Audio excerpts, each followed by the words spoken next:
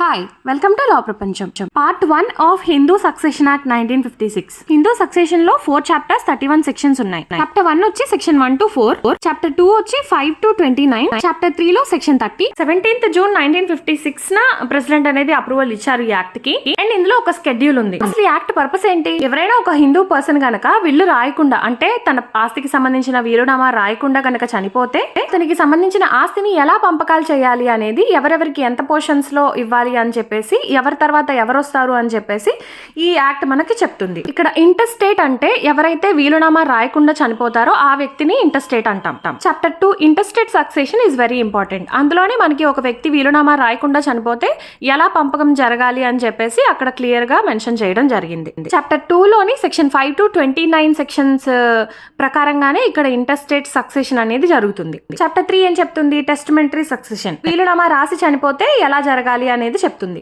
Schedule 1 వచ్చి section 8 related ఉంటుంది. అందులో క్లాస్ 1 హెయిర్స్ వచ్చి 16 టైప్స్ ఉంటారు, క్లాస్ 2 హెయిర్స్ వచ్చేసి 9 టైప్స్ ఉంటారు. ఇందులో 2005 లో ఒక 4 హెయిర్స్ ని యాడ్ చేశారు. ఇందులో టోటల్ గా హెయిర్స్ లిస్ట్ ని ఇవ్వడం జరిగింది.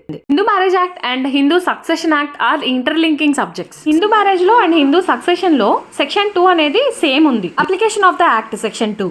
హిందూ మ్యారేజ్ యాక్ట్ ఎక్స్ప్లెయిన్ చేసినప్పుడు సెక్షన్ 2 అనేది నేను క్లియర్ గా ఇన్ డీటెయిల్డ్ గా చెప్పున్నాను. ఇక్కడ సింపుల్ గా చెప్తున్నాను ఎందుకంటే టైం వేస్ట్ అవ్వకుండా. ఈ సెక్షన్ ఏం చెప్తుంది అంటే, ఎవరైతే ముస్లిమ్స్, క్రిస్టియన్స్, పార్సీ కాదో, Hindu by religion, Buddhist, Jain or Sikh by religion ఉంటారో వాళ్ళకి యాక్ట్ అప్లై అవుతుందని చెప్తుంది.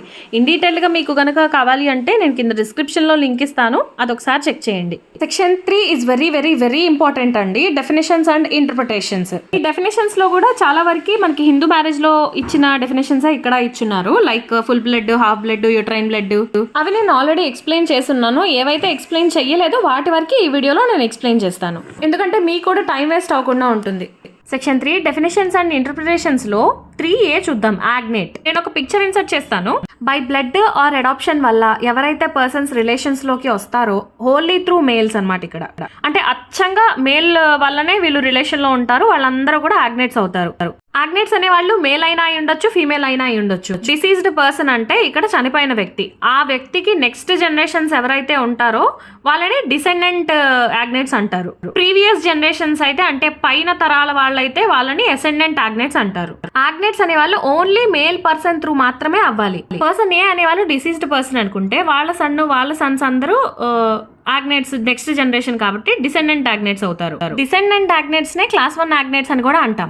పర్సన్ యొక్క ప్రీవియస్ జనరేషన్స్ ఏవైతే ఉంటాయో వాళ్ళని అసెండెంట్ ఆగ్నేట్స్ అంటాము. లైక్ పర్సన్ యొక్క ఫాదరు, వాళ్ళ ఫాదర్స్ ఫాదరు, వాళ్ళ father's father's father, father's father's mother.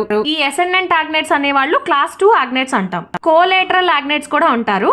ఏ అనేవారు డిసీజ్డ్ పర్సన్. ఆ డిసీజ్డ్ పర్సన్ యొక్క గ్రాండ్ ఫాదర్ ఉంటారు కదా, ఫాదర్స్ ఫాదరు, అతని యొక్క బ్రదర్ సన్ డిసీజ్డ్ పర్సన్ కి ఏమవుతారు? పెదనాన్న అవుతారు అనుకుందాం.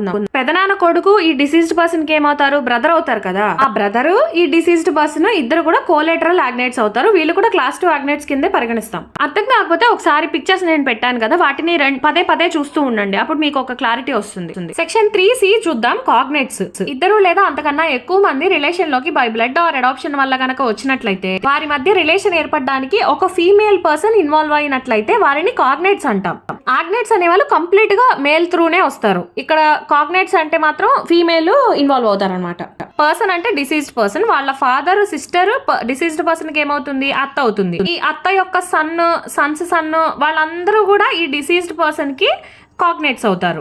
ఏ యొక్క ఫాదర్ వాళ్ళ సిస్టర్ అంటే ఏకి అత్త, ఆ అత్తకి సన్ ఉంటే ఇతనికి బావ కదా, ఆ బావ యొక్క కొడుకు ఈ డిసీజ్డ్ పర్సన్ కి ఏమవుతారు? కాగ్నేట్ అవుతారు. కొంచెం కాంప్లికేటెడ్ గా అనిపిస్తుంది కానీ 2-3 సార్లు చూసి చదవండి, మీకు అర్థం అవుతుంది. హెయిర్ అంటే ఇక్కడ మేల్ గానీ ఫీమేల్ గానీ అవుతారు.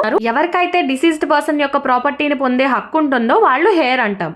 ఇక్కడ ఇంటర్స్టేట్ అంటే మాత్రం చనిపోయిన వ్యక్తి అని అనుకోవాలి. అండ్ ఇల్లిజిటిమేట్ చిల్డ్రన్ కి కూడా పేరెంట్స్ సంపాదించిన ఆస్తిలో హక్కు ఉంటుంది. ఇప్పుడు నేను చెప్పబోయే అలియ సంతానాల, నంబూద్రీల, మర్మకట్టాయంలా ఇవన్నీ కూడా ఇప్పుడు వాడుకలో లేవు, బట్ ఇక్కడ ఇచ్చారు కాబట్టి ఎక్స్ప్లెయిన్ చేస్తున్నా. మర్మకట్టాయంలా అనేది కేరళలో ఉంటుందండి. It was a system of lineal inheritance. దీని ప్రకారం గ్రాండ్ ఫాదర్ యొక్క ఆస్తి ఏదైతే ఉంటుందో అది గ్రాండ్ డాటర్ కి గానీ లేదా ఆ గ్రాండ్ ఫాదర్ యొక్క డాటర్ కి గానీ వెళ్తుంది. సన్ కి ఎలాంటి హక్కు ఉండదు. అలియ సంతానాలా అంటే ఇది ఎక్కువగా కర్ణాటకలోని కోస్టల్ డిస్ట్రిక్ట్స్ లో ఉన్నటువంటి తులువ కమ్యూనిటీ వాళ్ళు ఎక్కువగా దీన్ని పాటించేవారు. ఇది కూడా ఆల్మోస్ట్ సేమ్ లైక్ మర్మకట్టాయం. అభిప్రాయం, ఒక తాత అమ్మమ్మ ఉన్నారనుకుందాం. అమ్మమ్మ యొక్క ఆస్తి కూతురికి ఇస్తుంది, బట్ ఆ ఆస్తిని ఎలా హ్యాండిల్ చేయాలి అనేది వాళ్ళ కొడుకే హ్యాండిల్ చేస్తారనమాట. అంటే ఆస్తి కూతురికి ఇస్తారు, బట్ మేనేజ్మెంట్ అంతా కూడా కొడుకు చేతిలో ఉంటుంది. ఇంకా డీటెయిల్డ్ గా చెప్పాలంటే అమ్మమ్మ యొక్క మనవరాలు ఉందనుకోండి, ఆ మనవరాలు యొక్క మేనమామ చేతిలో ఉంటుందన్నమాట ఆస్తిని ఎలా హ్యాండిల్ చేయాలనే హక్కు. అండ్ దెన్ నమూద్రి లా అంటే కేరళలోని మలయాళీ బ్రాహ్మణ్ క్యాస్ట్ వాళ్ళు దీన్ని ఎక్కువగా అనుసరించేవాళ్ళు. అయితే దీని ప్రకారం నమూద్రి లాలోని ఫ్యామిలీలో పుట్టిన మొదటి కొడుకు ఎవరైతే ఉంటారో అతనికి మాత్రమే నమూద్రి ఉమెన్ ని పెళ్లి చేసుకునే హక్కు ఉండేది. అతని యొక్క కిడ్స్ కి కొడుకులకి మాత్రమే ఫుల్ ప్రాపర్టీని ఇవ్వడం జరిగేది. ఆ నమూద్రి ఫ్యామిలీలోని వాళ్ళకి రెండో కొడుకు కానీ మూడో కొడుకు కానీ ఉన్నారనుకోండి, వాళ్ళకి ఇంకా ప్రాపర్టీ మీద ఎలాంటి హక్కు ఉండేది కాదు. వీరికి నమూద్రి లాలోని ఉమెన్ ని పెళ్లి చేసుకోవడానికి కూడా హక్కు ఉండేది కాదనమాట. ఓన్లీ ఫస్ట్ సన్ కి మాత్రమే వాళ్ళ ప్రాపర్టీ మీద ఫుల్ రైట్స్ ఉండేవి. ఐ హోప్ మీకు అర్థం అవుతుందనే అనుకుంటున్నాను. ఇంకేమైనా డౌట్స్ ఉంటే నన్ను కమెంట్స్ లో అడగండి. I will try to clarify them.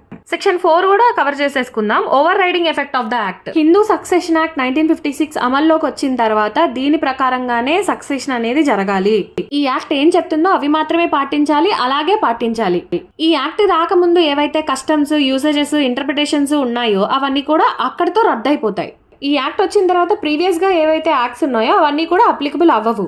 ఈ యాక్ట్ లో ఉన్న ప్రొవిజన్స్ ని మాత్రమే తీసుకోవాలి.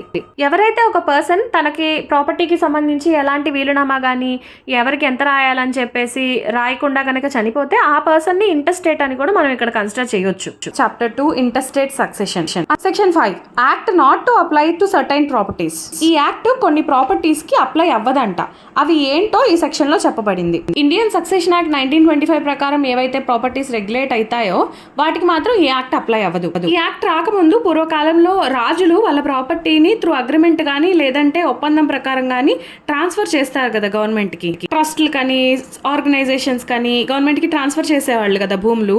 సో అట్లాంటి వాటికి కూడా ఈ యాక్ట్ అప్లై అవ్వదు. ఒకవేళ ప్యాలెస్ ఫండ్స్ కనుక ప్యాలెస్ అడ్మినిస్ట్రేషన్ బోర్డు కానీ లేదా బోర్డు కింద ఏవైతే ప్రాపర్టీస్ ఉంటాయో వారి ఆధ్వర్యంలో నడపబడుతున్నటువంటి ప్రాపర్టీస్ ఏవైతే ఉంటాయో అట్లాంటి వాటికి కూడా హిందూ సక్సెషన్ అనేది అప్లై అవ్వదు. For example the Valiamma Thampuran Kovilagam estate అని అలా కొన్ని ఎస్టేట్స్ ఉంటాయి గవర్నమెంట్ కింద కానీ లేదా ప్లేస్ అడ్మినిస్ట్రేషన్ బోర్డు లేదా ఏదైనా ఒక సపరేట్ బోర్డు వాటి కింద ఉన్న ప్రాపర్టీస్కి కూడా ఈ యాక్ట్ అనేది అప్లై అవ్వదు.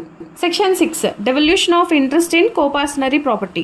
2005 అమెండ్మెంట్ తర్వాత ఈ యాక్ట్ ప్రకారంగా తండ్రి యొక్క ఆస్తిలో కొడుకు ఎంతైతే హక్కు ఉంటుందో కూతురుకి కూడా అంతే హక్కు ఉంటుంది.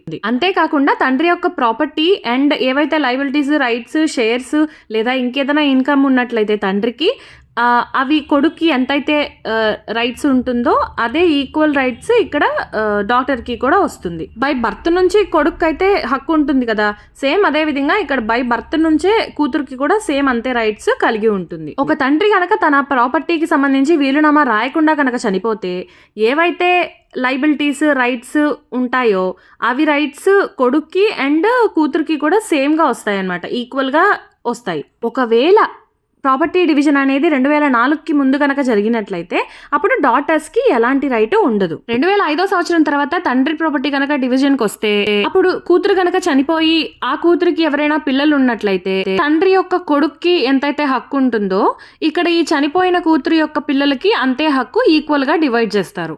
తండ్రి యొక్క ప్రాపర్టీ కనుక కూతురుకి వచ్చుంటే అప్పుడు ఆ కూతురికి ఫుల్ రైట్స్ ఉంటుంది. ఆ ప్రాపర్టీని ఏం చేయాలి, ఎవరికి రాయాలి, ఎలా రాయాలి, ఎవరికైనా గిఫ్ట్ ఇవ్వచ్చా, తన ఇష్టం అనమాట, ఏదైనా చేసుకోవచ్చు. తండ్రి యొక్క కూతురు చనిపోయి ఆ కూతురుకు పుట్టిన పిల్లలు కూడా చనిపోయితే అప్పుడు వాళ్ళకి ఎవరైతే పిల్లలు ఉంటారో ఉన్నట్లయితే వాళ్ళకి ఆ ప్రాపర్టీ అనేది వెళ్తుంది ఆన్ బిహాఫ్ ఆఫ్ డాటర్ అన్నమాట.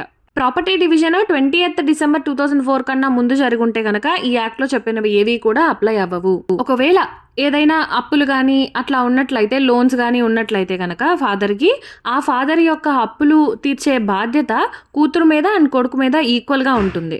ఎందుకంటే ప్రాపర్టీలో కూడా ఈక్వల్ షేర్ వస్తుంది కాబట్టి. Section 7 devolution of interest in the property of a tarwad, tavazhi, kutumba, kavaru are ఇల్లోమ్.